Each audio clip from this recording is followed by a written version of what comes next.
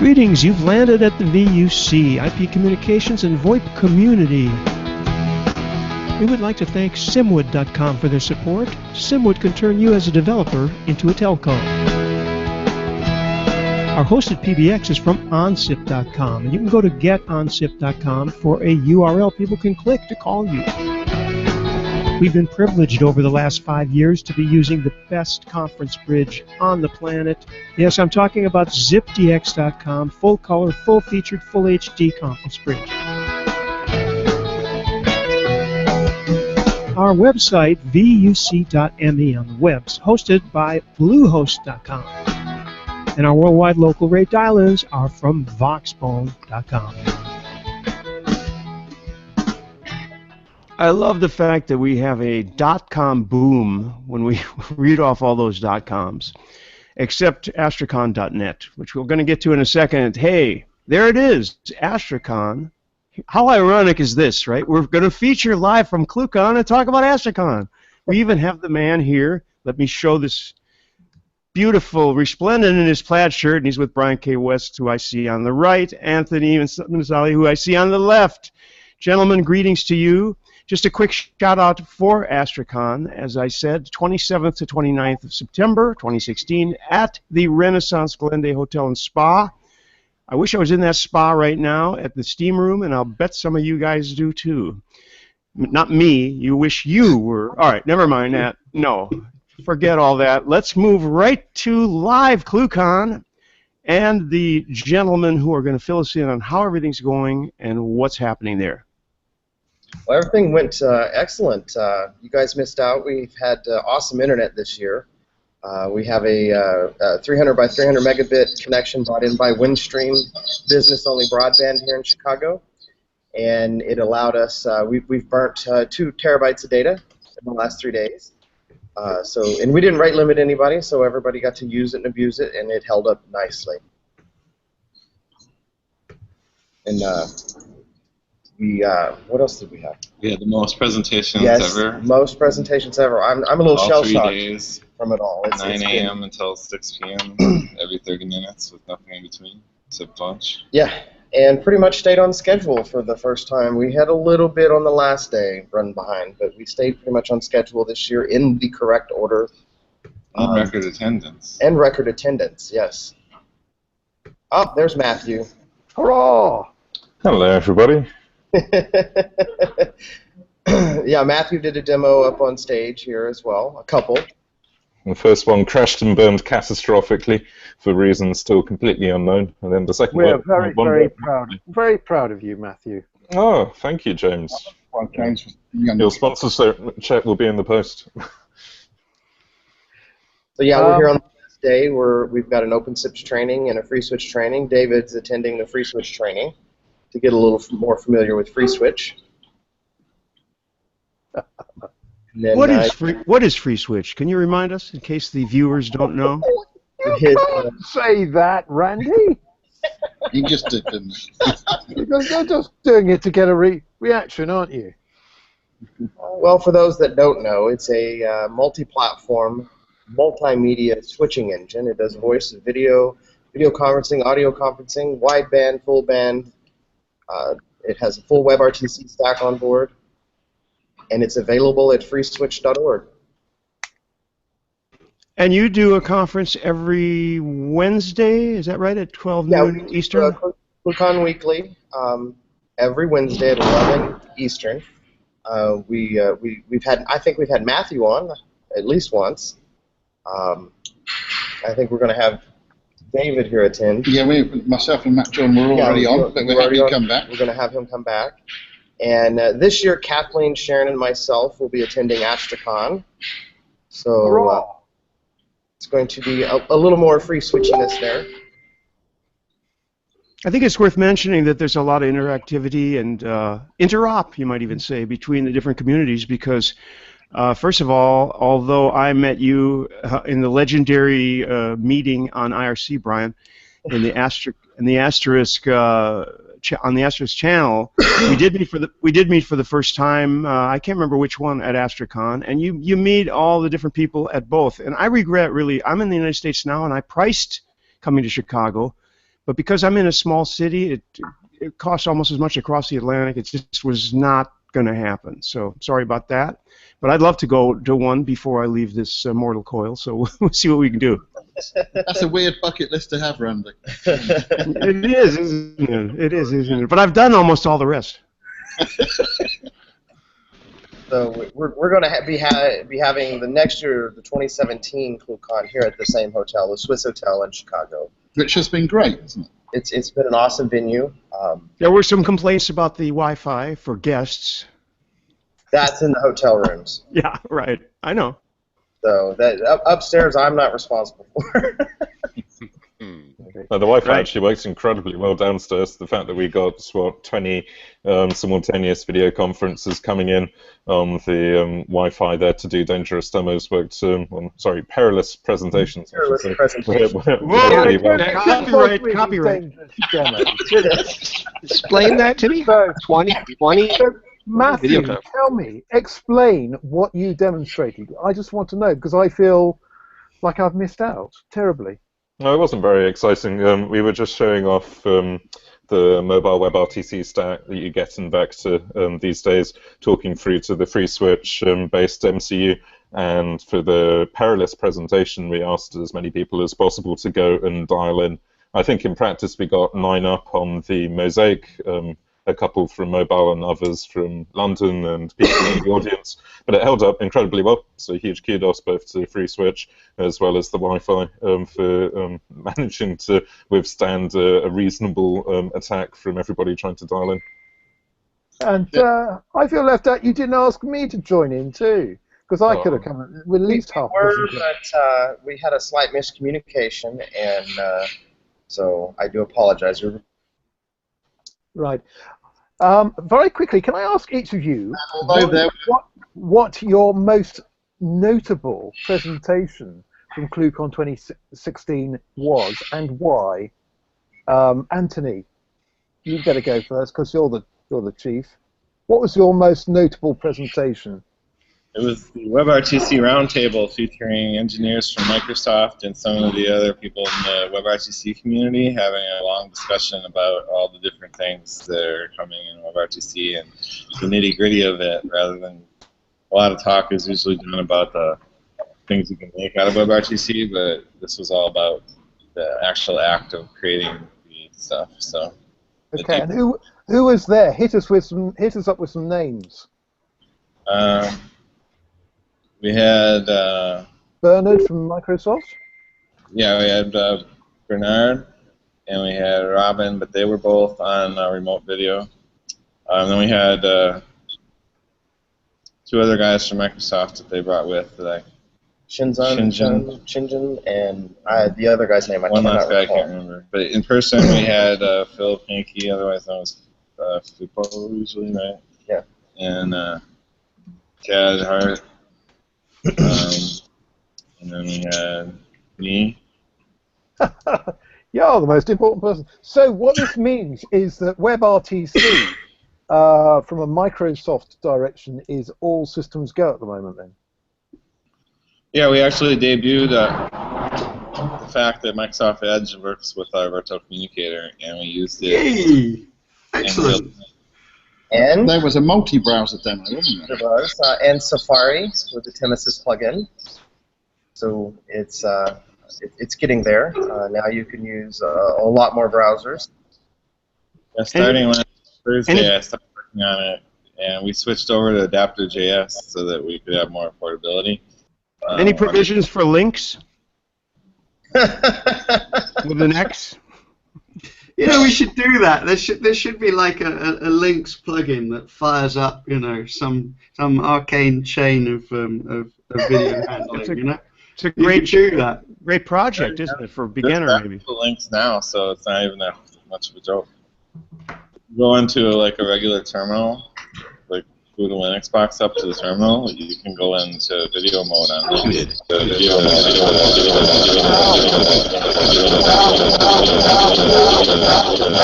Who's feeding back? Who was that? That was somebody on ZipDX, so I killed ZipDX very quickly. Mr. Jack Bourne. Not Jason Bourne. Don't know, but thou art going to be muted. Anyway, in interest of keeping things moving quickly, Brian, you're next. Brian, come back. Look at me. Look at me. That's it. You could pass to Jason Bourne actually today with that haircut. You look kind of like Jason Bourne's younger brother. What was the most notable presentation for you, and why? I have to agree with Anthony. It was the WebRTC element, and the fact that we're able to pull all those people in from remote on the screen, both screens. No way. I wasn't there. We had room for you, but we were sorry. I was sitting here having a horrible time with my R&D tax return. You know, really having a. But that's the most profitable part of the year, isn't it, James? Well, not anymore. It isn't. For lots of. It gets more and more difficult, and the returns get smaller and smaller. Anyway, David, for you, don't say WebRTC was the most interesting part. What made it for you? Oh, well, the demo was very impressive, which was a WebRTC, and it was multi-browser. Lots of different people on different browsers coming in. But actually, the FreeSWITCH round table, even though it wasn't quite a round table, it's a long, thin table, but that was good as well. And hearing all the questions that people asked and the answers that people gave. Right. Well, I actually joined that one, courtesy of Michael. Jerris. Yeah, the Jerris, and I very much appreciated that. That made me feel wanted by someone. Thank you, Michael, wherever you are. What have you done with Jerris? Yeah, where is he? You just walked past somewhere. James, I do want to point out that you were much missed, and although there was a couple of risky run-throughs and one or two perilous presentations, there were by no means any dangerous demos, because those don't happen without you. Thank goodness for that. That makes me feel, well, slightly wanted, but you know what? The whole thing has been so painful, just missing Cluecon. I resolve now not to do it next year, or not to miss out next year. Anyway. I still lost to 7. Every time you talk. Yeah, it's my voice triggers it, I think. I don't know how that's happening. But 7-1 our contest again, as usual. I do, and they're getting whacked. Yeah. Anyway, Matthew, you haven't had your shout. What was the best part of Cluecon for you? Oh, tricky one. I have to warn you that I haven't slept since I left Chicago yesterday, so here we are at 5 p.m. in London. Well, I don't know. It's a pat with the devil. Somewhere there's a JPEG getting older and dying prematurely on a folder in a long-lost floppy disk. But Cluecon presentations, yeah, I don't know. There were two that kind of jumped out for me in the perilous presentations. Seeing the visual IVR stuff that Seven went and showed off was incredibly fun. So this was a nice GUI building interface. Looks a bit like Disney's Scratch or MIT's Scratch kind of interface, where you drop and drag the various different units to build an IVR interface. Really sexy and nice. Also a little bit crazy geeky, but I think Eric Tammy was the guy's name from OnSwitch, gave a really interesting session on detecting fraud on stats by looking at Mahalanobis distances and various other statistical means where you can take any arbitrary data and then spot when it suddenly changes domain and have a really rapid monitoring alert fire when your ASR or whatever metric it might happen to be suddenly shifts domain, which is a problem that we've certainly had in the past, where somebody has suddenly started to run up fraud traffic to PRNs or whatever, and having a kind of generic framework for spotting sudden shifts and monitoring data would have been really useful. So he published a bunch of Python and talked us through it from his GitHub. So it was a pretty nerdy but really interesting session that I really wanted to talk to him about afterwards, but never got around to it. So hey, thanks, well, Eric. That sounds really useful. A good compliment to the normal Simon Woodhead fraud lectures and the Israeli, you ought to be very, very afraid lectures. Yes, it was quite quantified rather than qualified. Yeah, well, exactly. It's great to hear somebody actually doing something about it and then sharing the means, which is what it's all about, I suppose. James, now you've mentioned Simwood, there was, of course, yes. Cal who did a talk about Docker, wasn't there? Which was quite. I was going to mention that one too. It probably had the most expletives of any talk I've ever seen in a conference. They described him as an angry little man. Yeah, well, he does have a history, does Cal? I mean, he's been around a bit. So was Simon not around? I noted that Dan was present, or at least in the bar, even if not in any proper presentations. Simon did a talk. Right. Well, what was that about? Sorry, you go ahead, Matthew. I was just going to say fraud, in some ways, seemed to be the main part of it. No, hang on, it wasn't fraud at all, was it? It was SDN for future in 5 years. Sorry, David, back to you. I'm totally out of it. Yeah, no, it was an SDN talk. So, and in fact, Simon went out of his way to say, "I'm not going to talk about fraud this time." Yeah. Oh! I think fraud may have crept in around the corners. Right. Brilliant. So, and where do we go next? Cluecon. Are you starting to planning for next year already? Yeah, it's already. We already got it cinched up at this hotel. It's ready to go. So do tell. What was the? Yeah. Go on. Between September 1st and January 30th, if people register, they get the early bird $6.99 special prize. Okay. Have you got the dates now? Because I'll book the flight now. Whilst it's cheap. August 7th. Week of August 7th, 2017. We want to repeat that WebRTC panel, and we'd like Tim to come because we missed him on that panel. Yeah, what were you doing, Tim? What was I doing? Why weren't you at Cluecon? I've got an excuse, but you haven't. Well, my excuse is the same as yours, James. I hadn't got anybody else to pay for it. But yeah, no, and I'm turning around, doing a trip back to the US in a week's time. So it seemed crazy to be bouncing around like that without anybody else paying for it. So I'm afraid it had to be cut out this year. But I must say, watching everybody on Facebook and on Twitter, I felt kind of, well, as James did, somewhat left out over here. So we'll have to try and make it happen next year. So tell me, what I was going to ask is, what was the IoT component like? That's how I justify going next year. It's like we have to have an IoT story here. Michael. I can't pronounce his last name. Von Benowitz? Yeah, that's the one. That's the one. Yeah, he and I judged a maker challenge on Monday. We had the top three. One guy did a Raspberry Pi MWI indicator, where a push button you can accept or reject your call. Okay. By somebody who did a Bluetooth proximity one to route the call to one extension or another using FreeSWITCH. And then the third one was hooked into the flow route SMS to order coffee with a 4-state LED. If you push a button, it would start the order, and then over MQTT, it would actually update the lights as flow route was responding with your coffee. So ordering coffee, not making it. Ordering, not a coffee pot. We have cold coffee. We had FlowRoute brought in the iced coffee this year, and every table had a number. You'd SMS in your seat number, and they would bring you coffee.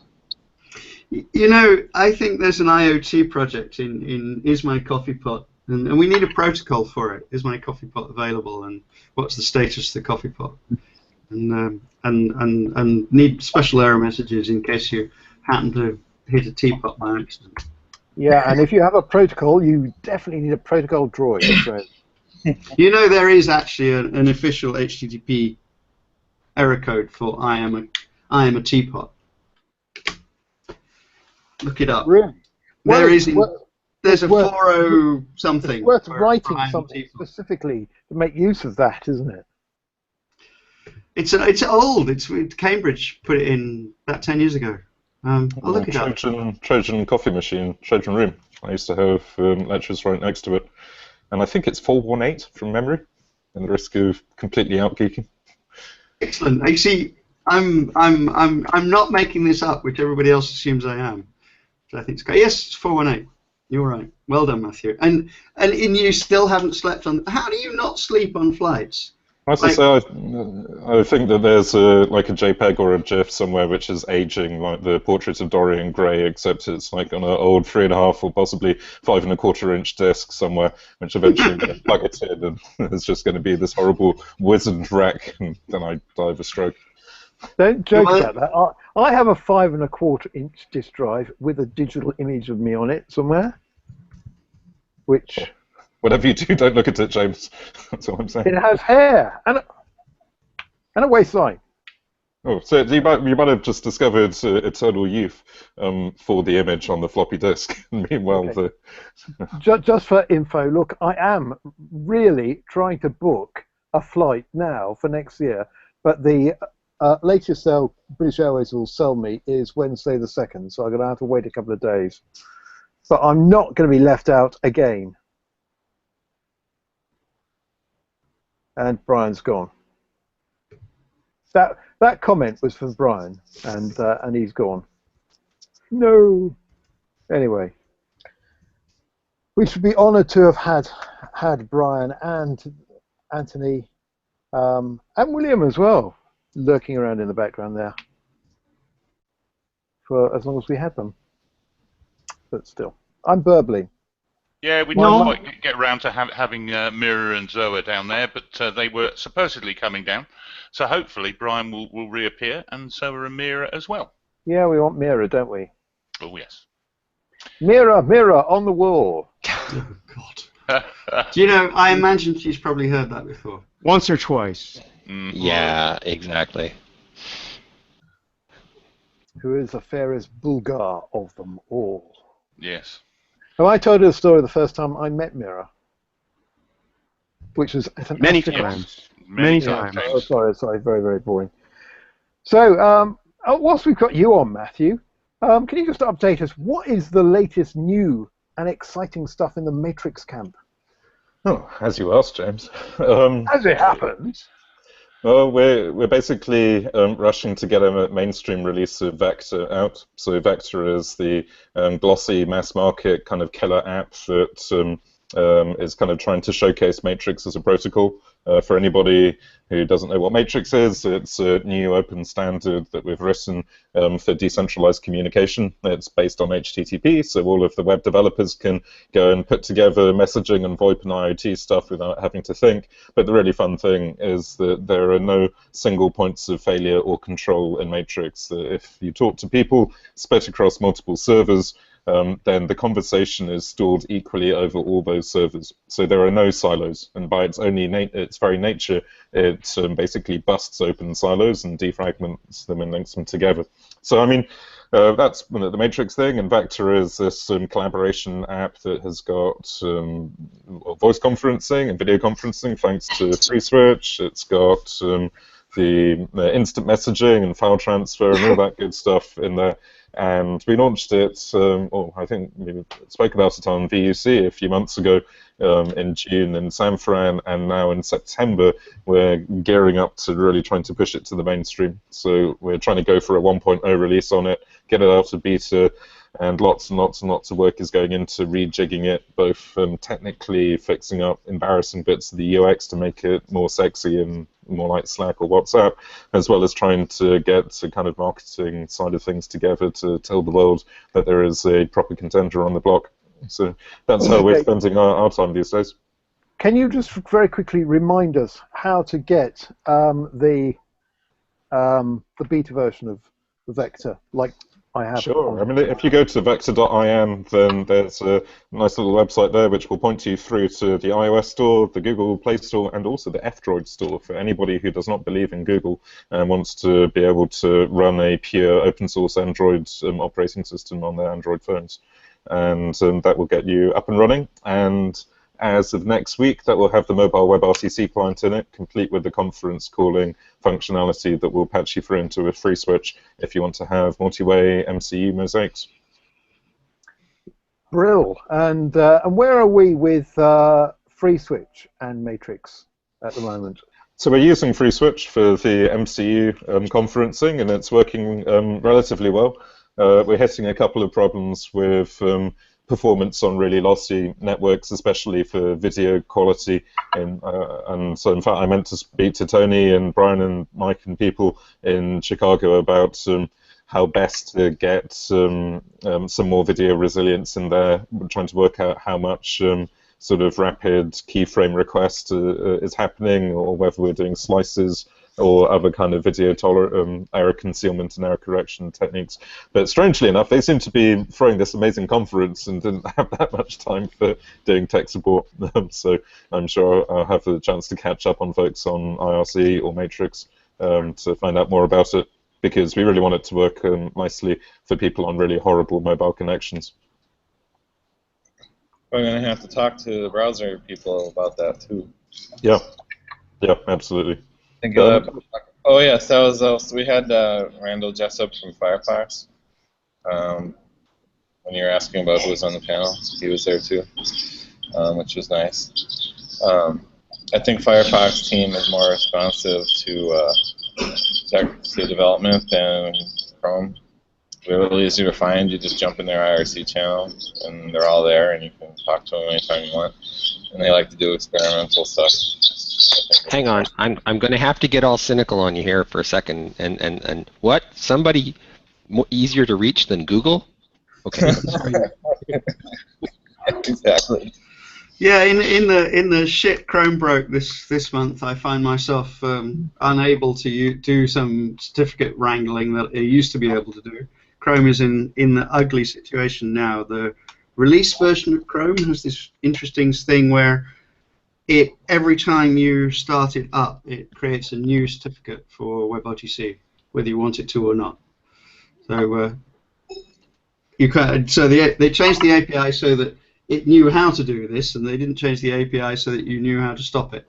So it's like we're in this kind of betwixt and between version now, where in release where it doesn't do what I would need it to do. So shit Chrome broke. We had this. The difference between Canary and the release Chrome are, deprecation line is being hit, and some of the browsers already crossed that line and some haven't, so it's a fun time to try and make everything work. That's one of the reasons we wanted to get the Adaptive.js in there, because then it gives us a little protection, but right. Now Edge in the mix too, coming up with good ideas. Like, apparently every time you reload the browser, it regenerates the hardware ID certificates. So you have to not only agree to share the camera again, but you get a completely different hash. So you can no longer cache the camera. And oh, really? Yeah. We used to cache that hash in a local storage so we could remember which camera you prefer, and now you can't anymore because. Hey, Toa. Good morning. Good morning. Or afternoon. I'm actually just about to walk out the door, but good to see you. It's a shame I wasn't there, I'm afraid. Yeah. Should have been here. Look, there's another person here. Wait. Mira! How are you doing? Good morning. Good morning. Oh, it was really nice. It was one of the best Cluecon. Oh, you see, I'm sorry I missed it. But guys, I actually have to go and catch this train. But I will see you in Chicago, hopefully. And there he was, gone. And did I see Michael Jerris lurking around somewhere? And hello, William again. Hello. I think Mike is out taking a smoke in the rain. So things never change, do they really? And in fact, if Andy was there, he'd be out there on the step with Mike. I'd probably be hiding under the same umbrella, yes. Yeah. Out there with the usual crew.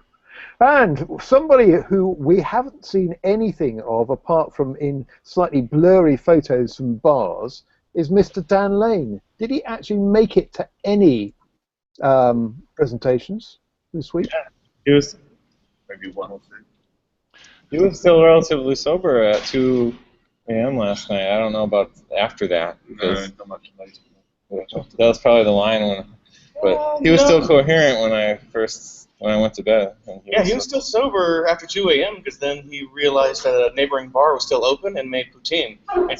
This week was the first time he'd ever had poutine. And there was a place that made it with lamb. So he took a group of folks out at about 2:30 to go get some. Dear, oh dear. No wonder he's got a head. Poor chap. And the other person, I suppose, that we ought to ask about is Alex Kinch. Is he still there? Oh, Seven! Yeah! Seven, I am so sorry that I missed your perilous presentation. I Yeah, would have I loved miss to it so have much. seen them. Yeah, you are a master of the fear factor and performing with no safety net. It's wonderful. I want to enter the demo this year again. Yeah, well, I'm just trying to book my flight for next year. I am so upset about not being there with you all this year. Okay. It's just not good. So I've been sitting here in my office, chained to my desk. Oh no! It's Dan and the Kinch, both together. And Dan, you haven't shaved for about a month or two. And you're smiling as well. Crikey. Probably still drunk from last night, James. Yeah, I'm still running on the jet fumes.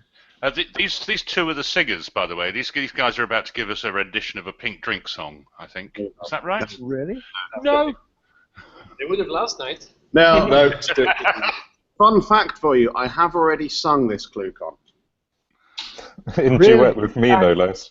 Are you back home now? Yeah, I haven't slept since yesterday, and they've gone and got me on VUC to be incoherent. How mean is that? And is there any video record of this? As it happens, it does turn out that Emil recorded the whole thing and sent it to me on Facebook, but I haven't yet begun to watch it yet. Well, I feel compelled to demand a viewing at some stage. Second that. Particularly with Dan performing. I don't think I've ever heard Dan performing, because he's such a shy and retiring sort of chap. This year for karaoke, there was a wide range of folks performing. We even had several Brazilians do a few numbers. Nobody understood what they were saying, but...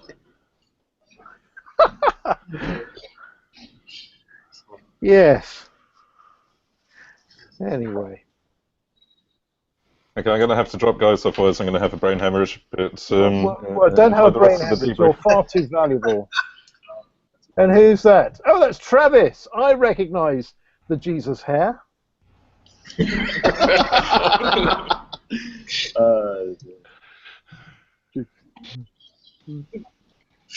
And is Travis coming back to say hello? Travis! James, how are you doing? Come and say hello to the world on the VUC. VUC, wonderful. And as you're on, why did they all fly to Chicago this week? Yeah, can you explain what was the most notable presentation for you at Cluecon 2016 and why? No, you see, I was the MC, so I can't play favorites. That would be improper. It would be outside of my role. So, oh dear. If I had to pick, Tony always has the best presentation. So. Oh, always, yeah, always. I see. Anyway, right, who else is there? How did you like being on stage this year? You were up with us in spirit and telepresence during the FreeSWITCH roundtable. Yes, yeah, I was making faces at people and trying to make people laugh, and it didn't work, did it, really? I could see you. Michael could see you. Yeah, that was good.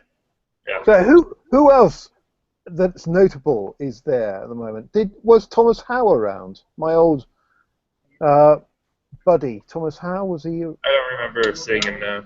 No. So who else? Oh, look, you've got lunch in the background as well.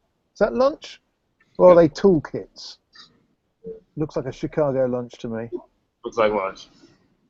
Looks like lunch. How exciting. Cool. I feel cheated that I'm not there. Next year, and if we work hard, we'll bring Mr. Resnick as well. Yes. Yeah, that almost got a reaction, didn't it? That's on our list. Yeah, that's right. We'll drug him and drag him along. Number 13, that's got to be the one he comes to, right? Yeah, especially since I'll be 70 years old. We'll throw a birthday party. If I make it. If I make it there. Well, I'm having a lot of trouble with Chrome, so as soon as we're winding down, I have to go. But this is the first time it's been this bad. I don't know. This is an old MacBook Air 11-inch. It doesn't. No, Brian was saying the same thing. He said Chrome wouldn't work. And he had to go to Safari to make Hangouts work because it wasn't working on Chrome. It was just like, what? Can you say that again? Yeah. Yeah, right. It's so surprising. You know, Anthony, you know that we have a project to do a podcast called Shit Chrome Broke This Week. A weekly, I mean. Yeah, that was the thing that Philip did for his presentation. It was all about Chrome breaking shit on people. So that was my favorite one. Probably. Good topic. And yet you hear people sort of glibly talking about, oh, well, you know, it's just the browser. There's nothing to install. Yeah. True. It was a big moving target, though. I appreciate it, being a software developer and him trying to make everything work.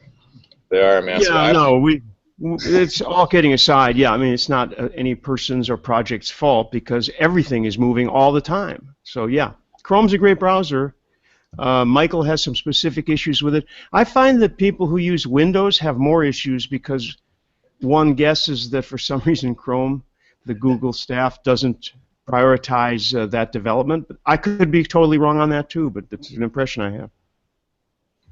Not enough testing, maybe. I don't know. They probably objectively treat it as a priority, but none of their people use it. So there you go. That's kind of what I was trying to say. It's a massive code project too. Like, you could have a contest just telling people to build Chrome.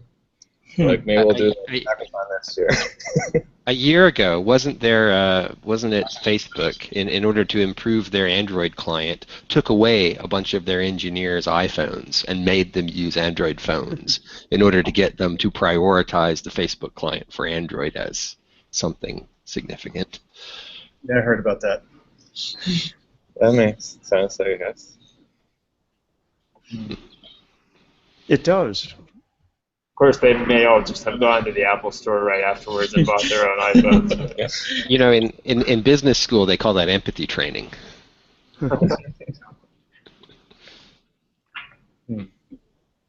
Cool. Yeah, on the subject of iPhones, I've just found, what's this? An original iPhone 1 in my box of bits. What do you think of that? Does it still turn on? No, I've got to find a charger for it, but yeah. That's the one It's a really easy case. Look at that. They don't make them like that these days. Is that the one where you crack the voice app to work on it? Is that one modified? Yep. That's exactly what it is. And this one is a, I don't know whether you can read that, it's a 4 gig model. Ooh. There we go. And I remember it was an Astricon in Phoenix. They decided to sell off the 4 gig models cheap, so they were being sold for something like 150 quid. And I went in and bought 6 of these because, of course, if you're doing software development, you don't need a lot of space. So we all had our 4 gig iPhones. But that's a collector's item now, isn't it? There aren't very many of those around, but particularly not the 4 gig models, because they were only sold for a short period of time. So there. Anyway, I'm burbling. Go on, Mr. Smith. You must have an erudite comment. Well, other than that, I can only echo that we're not missing it next year, James. We are not missing it next year. I'd have loved to have seen some of the presentations remotely, and if you had good internet, it's a bit of a shame that they weren't there. But perhaps that can be sorted for next year. I don't know. Yeah, that's a good point. I would happily help with that. Yeah, and we really do need to sort out some of this remote video streaming and recording of the really good stuff that goes on at Cluecon, because everybody else is doing it. Even Astricon's doing it reasonably badly, but Kamailio World does it. Just look at the quality of the video coming out of Kamailio World. Or TadHack. TadHack is the same, and then there's EMF Camp, and the EMF Camp videos are up on YouTube, about what, half an hour after the talk's What been happens at Cluecon stays at Cluecon. Yeah, well, we don't want to see what Dan was getting up to. Well, in fact, I probably do actually. We, Did I hear my name? We do want to see your performance. My performance? I don't have a video of it. I was too busy. Well, apparently Matthew does. No, Somebody Matthew. How does he? Yeah, Matthew. Somebody sent Matthew a copy, so I'm looking forward to this. What a shame that Matthew had to leave. I hear a rumor that Carl Fife was seen. I can only see. Okay, I appreciate that you have a comment haircut, but I don't know who you are because I can just see your hair. Hey, it's Tim. It's Tim. That's Tim. Tim Mobile. Tim completely misunderstanding the concept of framing there. So, quick question: did we see Carl Fife at Cluecon? A comment: you probably don't see him, but you hear him first. I don't think I saw him. And the thing about Carl Fife is, at Cluecon would be the way to see him with the least latency possible. only 75 milliseconds. Michael, actually, you know that joke that there is a latency between what your brain how the brain interprets video or visual. That there's actually is a delay. It's probably nanoseconds, but there is a processing delay, and you would never be able to catch a ball if it wasn't for the brain interpolating when the ball is going to get to you, for example. Yeah, but at least in Carl's case, if you were in Chicago, you're dealing with things like the speed of sound and not packetization. Right. Right. Actually, that was an awesome discussion that was had about augmented reality and whether or not somebody could make an AR device that you could set different challenge levels. So you'd have to walk around at different latency settings. Could you make it to 1 second latency, 2, 3, 4, and then potentially make it an Olympic sport? Can you navigate an obstacle course with a 10-second visual latency? Ooh. I'm not sure about an Olympic sport. That would make a wonderful comedy program.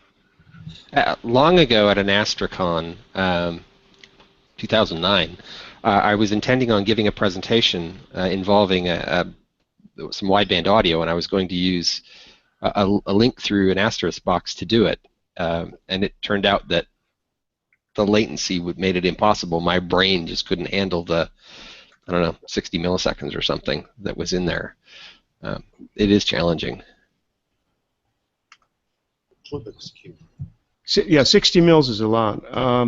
I have some kind of radio headset, not here, but generally wear this great big, you know which one, Michael? I can't remember the name of the technology. It's not decked.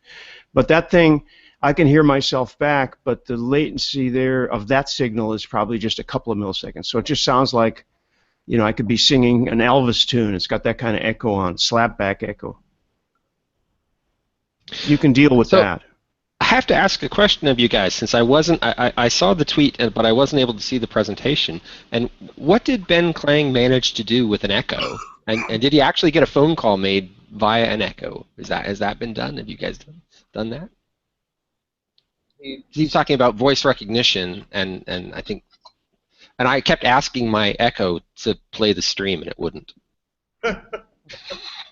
No, he demonstrated, I think, some of the speech rec technology where it keeps content or intent and context of what you're saying, so that you could ask certain questions. He had a skill that he had on there that he was asking. You could also ask it via chat, and it would answer the same way as well. So it's like a universal interface to some kind of a chat bot that he created. Very sweet. I can imagine this, fronting a sort of a FreeSWITCH instance, just so that I can walk around my house and have sort of the equivalent of an IP7000 in every room, and just sort of move from place to place, and that would be ideal. You could use IFTT, if this then that, then you can trigger phone calls from that, but it doesn't allow you to arbitrarily say a number. Yeah, and you don't get the media stream back to the echo if you wanted media handling. Yeah, and at this point, it's sort of a bucket brigade approach of even turning lights off and on is a little more work than it should be through if this then that. Somebody pointed me to something called Stringify, but it's iOS only. Stringify is nice. Yeah. Figure you must have your house all wired up for this stuff. I do. I have smart things, and it's nice. I have Philips Hue and a bunch of other things. It's great. I can control it all, and my door locks are another one I have. But you can't. You don't want to unlock my door to your Echo because somebody could just be outside your window. Alexa, unlock the door and get in your house. So you don't do that. Yeah, the whole idea of the locks kind of freaks me out. But what I really want, and I haven't looked yet, is I want some little weight sensors or mass sensors so that you can have, in the kitchen, a little thin pad underneath various containers to know when you need to buy a refill or something like that. I use the Amazon Dash button. I think that'll be built into the packaging when that technology is of wide interest. Every milk carton will just have it on it, and that'll be the end of it. Yep. Well, if everybody wasn't so scared of ARFID chips, we would be able to do all kinds of fun stuff. But everybody seems to be scared of them. But they said the same thing about UPC when it came out as well, and it revolutionized the grocery industry. So we could do something similar with ARFID if people were just not so damn scared of it. Well, Brian, look at the number of, I don't like, for some reason it rubs me the wrong way, payment using your phone, but everybody in the world loves it. So that's yeah, I know it's probably unreasonable. I guess Tim, I think, once told me it's probably safer than the card you have, but, PIN card. But it just, to me, I tend to subscribe to the what can go wrong will theory, which is, I realize, a little skeptical, a little pessimistic, but that's the way to live. It often happens. Well, or go to get into danger for stuff you actually care about, and running out of milk isn't on that list. Oh well, it is human nature to resist change. So. Ooh, ouch! Running out of tequila is on that list, though. Oh, what pink gin? Dan's list. Running out of donuts is on Dan's list.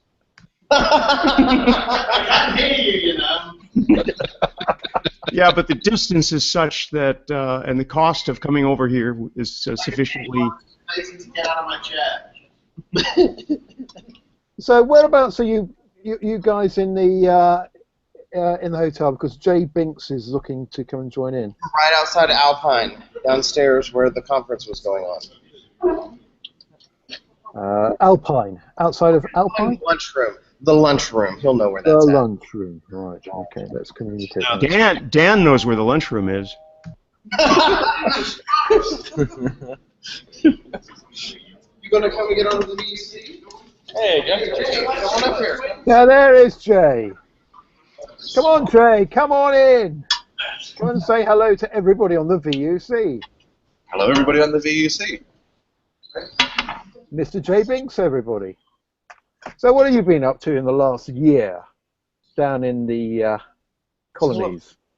We've just been building out our network primarily. James Brody. Hey, James Brody! Hey! Ah, we missed dangerous demos. Oh, don't remind me. We had to substitute perilous presentations. Oh, Andy. Andy. Yeah. Me too. Yeah, there's Andy here, the glamorous Andy. I see you. Anyway, it's good to see you. Well, hey, wasn't you on the Homer front? And I note that there's a Homer chapter in Anthony Minnesala's new book. Yeah, it's Mastering FreeSWITCH, which I haven't got a copy of yet. So we can say thank you to Giovanni and to Lorenzo. Yeah, they did a great job. Yeah. And I'm sure that if I had been at Cluecon, I'd have one. And of course, Chinese, yeah. I'm still working on this one. Oh, Chinese. You recognise this one? Yeah. How? It's Seven's book. It's a real cracker, this one. It's got some good pictures. But anyway, I'm really keen to do some more, or we're keen. We, collective, we. In fact, Andy is very keen to do more with FreeSWITCH and Homer. So it's good to see that you're kind of regularizing everything. Blech, I can't say that, and I haven't even been drinking. Okay. Good seeing you guys. Yeah. Okay, we should go to training, yeah? Yeah, you're going, but very quickly, 30 seconds. What's new with Homer? Sorry? What is new with Homer? Okay, so what we did, it's exactly implemented in FreeSWITCH HEP3. Yeah? So now it's completely full integrated. Yeah? Second, what we did is in FreeSWITCH we implemented ESL RTP statistic and all debug information. So it means what for each call which go through FreeSWITCH, you get quality information. You can store it within Homer, and you can display it in nice charts with MOS, packet loss, jitter, and so on and so on. So it's fully integrated. Also, it's probably you know it's about Postgres stuff, yeah. What I present at Camellia worked. So we finished with William. William tested it, and he just said yesterday that it works very well, everything. So I'm also happy to hear it. Yeah. So it's good. It's all good. Yeah, very, very good. Yeah, it's also a lot of nice stuff about WebRTC and nice OpenZips integration, because OpenZips can work also like HEP proxy, make a big clustering and so on. Camellia has a new HEP pseudo variables in internal, so you can also manipulate with some HEP values. And yeah, it's a lot of new features. Yeah, it's a lot. Yeah. And some nice integration with Elasticsearch. It's exactly what's the request from Matthew Jordan. So we integrated also Elasticsearch. If you remember, it was at Camellia World in Hotel. We were also with Lorenzo, and we exactly finished it. And now it works also perfect. So have you got Lorenzo in Chicago with you? Yeah, okay. We just split it. He will attend AstriCon in Phoenix. All right. He likes hot water, like hot weather. Yeah? And exactly in Chicago and Phoenix, it will be very hot. Well, having missed Cluecon, which is very, very bad. Yeah, okay, probably next time we will. Well, next time. I'm trying to book my flight now for next year to make sure I don't miss it. But I hopefully shall be attending AstriCon in Phoenix this year. And the big advantage of Phoenix is it's much, much cheaper to fly to than Chicago in August. Yeah. Okay, we check it. It's price to Phoenix is more expensive for us. Is it? Yeah. Well, you need to come over to London and fly British Airways direct. It's by far the cheapest. So we will use KLM and or Lufthansa. Yeah. I think you guys should just charter a flight. Like every European attendee could charter the same flight, right? Yeah, no, not really. Well, that's an idea, isn't it? We could charter an aircraft, the FreeSWITCH aircraft, to go to Cluecon. Okay, yeah, it will be nice. Yeah. Actually, I think Amsterdam has a direct flight through Delta, and they do have a chartering service. Yeah, but that's Delta, though. I mean, we do have standards. It's been a really bad week for Delta. You don't want to be flying Delta this week. Yeah, take a look at some of the details that have come out. Although it was absolutely horrible for a bunch of the passengers, that was almost a success story for how to quickly recover from an absolute disaster. My flight. I haven't seen all of that. What was that about? Combine a power. From what I saw, it was combine a power failure with an explosion and all your redundancies going out. Tough. Yeah, well, I do have standards these days. I do care about the in-flight catering and the availability of in-flight GSM for access to the signaling channel. Very, very useful. So we do like that. Anyway, William, you're going to AstriCon, I hear. I am. Are you? I don't know. Or is it Kathleen going to AstriCon? Of course, there is a slight difference between the two of you, but... Okay. Yeah, Kathleen is going. Right. But presumably they have you chained to a desk, forcing you to work. Yes. And Kathleen does all that schmoozing remarkably well. The combination of Kathleen and Brian together means That's a dangerous combination in one location. It is a potentially explosive combination, isn't it? We're going to have fun. You going to be there, James? Oh, well, I hope to, yes. We're working very hard on that. And having been disappointed with Cluecon, I'm determined not to be disappointed with Astricon. So, yeah, I shall be there.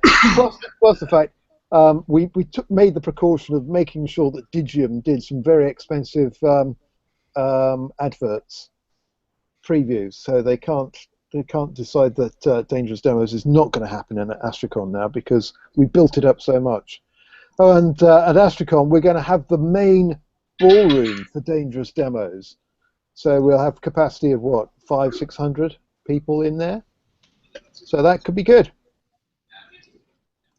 And it's going to take place in the evening, so alcohol-fueled Dangerous Demos.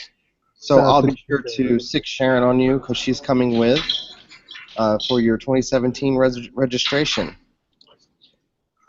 Right. Well, I would book now if you have a link. Well, I'll have her come visit you while we're there, and she'll get all that to you. Right. Resistance is futile. You will be assimilated. Yeah. Okay. Anyway, how are we doing for time? Oh, look, we're just coming up to the top of the hour. So we're about on schedule, aren't we, Michael? I guess so. Yes. Let me see. I think this is all she wrote, folks. I want to thank the Cluecon guys and everybody who's at Cluecon.